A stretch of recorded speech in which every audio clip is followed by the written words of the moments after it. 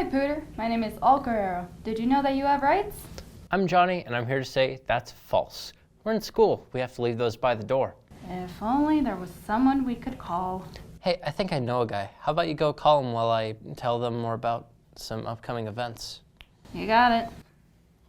As you know, TEDx is coming up soon, and now is the perfect time to buy tickets early before they sell out. Here's Jonathan and Trishana with more information.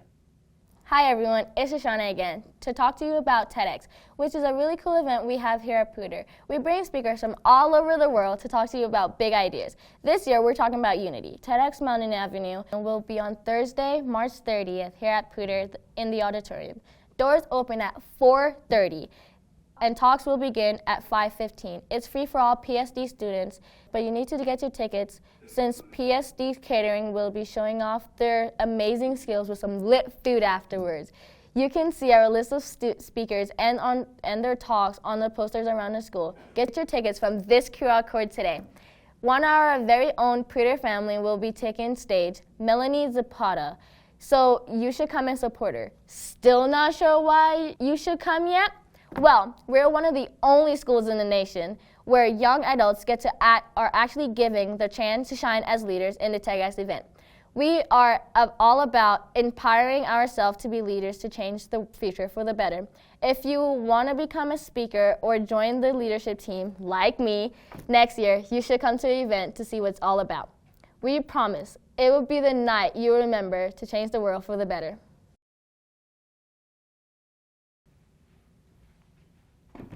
So how'd it go? Yeah, he said he'd help us another time. He said he was helping a client with his chicken restaurant. Do they pay all the genders equally at that establishment? What does that have to do with anything? Well, I'm glad you asked. It is Women's History Month, along with National Working Moms Day, which is on March 12th. And while that isn't today, we'd still like to celebrate it. And here's Kimberly with some working moms.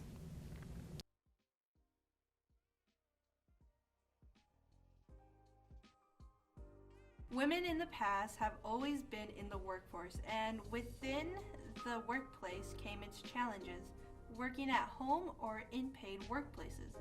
Most women did not work in the early 20th century. They would mostly be at home, and those who did work were young and unmarried. There were few opportunities to rise in the workplace. Women also had a low pay rate. This also became a cause that when women got married, they'd leave their job, or also when they had kids. A big impact on women was the First and Second World Wars. Many were voluntarily recruited or also paid. In 1941, the National Service Act came into play, making the conscription of women into the workplace legal. In almost 2 years, 90% of single women and 80% of married women were essential for the war. From 1930 to 1945, women not only had more job opportunities, but also started to seek higher education for better paying jobs. Increasingly, women started to recognize that they could have a work-life balance. Moving forward, women have taken steps to be recognized in the workforce and gain the same benefits and opportunities that men had. Even in today's society, we still face some of those challenges like pay inequality, less representation in management position, and hiring discrimination, but we have and will continue to make progress. Now, moving on to some interviews we have. Okay. So, would you like to introduce yourself? Yeah, my name is Jen Musey. I'm an English teacher here at Pooter High School. So you're a teacher and a parent. You work and have a living. Yes. And so what is it like having a work life, trying to balance that? It's a challenge. I think as working moms, we do all types of bargaining and shifting of our time mainly. I think that's what happens. For me, I definitely have to shut one off at different times. Like when I'm here at school, I try and shut off my mom life, and then when I go home, I try and turn off my school life. Like when my kids were little, it was really hard because I was a younger teacher, and I would be thinking about things that happened at school, and I'd be realizing I would be ignoring my own children, and that was a lot of mom guilt. So how does being a mother affect your work life? I think being a mom has 100% made me a better teacher. I think as teachers, we only focus on our time with students, and sometimes it's easy to be like, why didn't they get this done?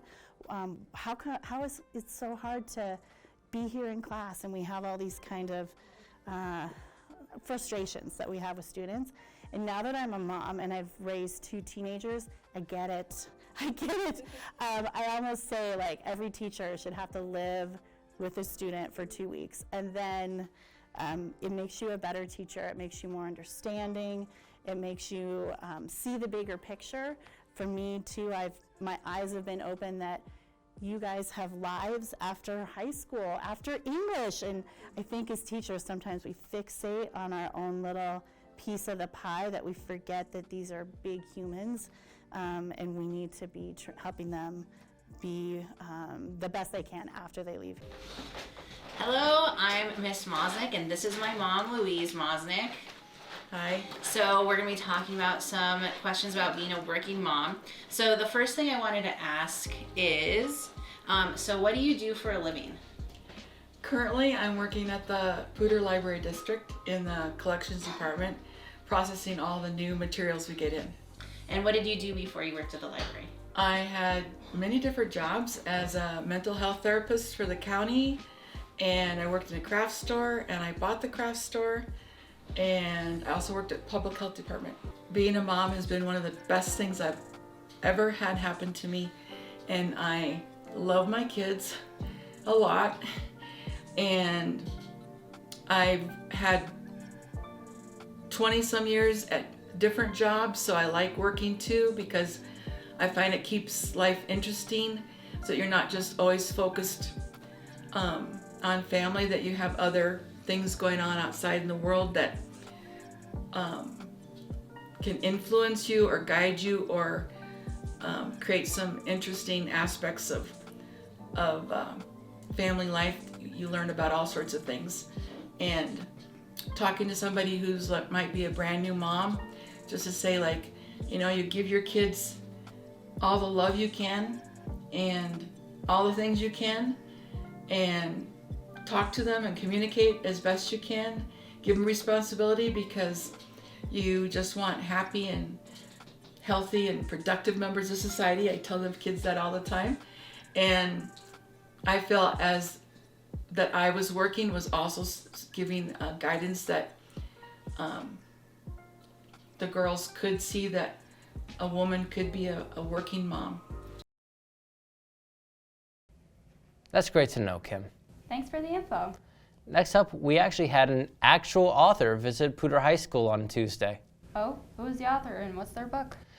It was Laura Rizzo who wrote Red Glass. Here's some footage from the visit. Good morning, Poudre. Speaking of empowering women, this week we had an amazing author come to Poudre. Laura Rizzo is an American author based in our very own city of Fort Collins. Most of what she writes is directed towards a younger audience. However, she states on her website, but are read by not so many young adults too. Some of which include, but are not limited to, Red Glass, Lightning Queen, What the Moon Saw, and the Notebook series. Laura is a full-time mother and author, and she loves to travel. If you haven't read Red Glass, I highly recommend you give it a read. Well, that's our show for this week. Say, Johnny, how about we head out to lunch? Sure, where do you want to go? I heard that Pollos Hermanos was really good. Well, it should be better than KFC. Their chicken was more breading than it was chicken. Well, that's nasty. Anyways, that's it for this weekend, and we'll see you after break.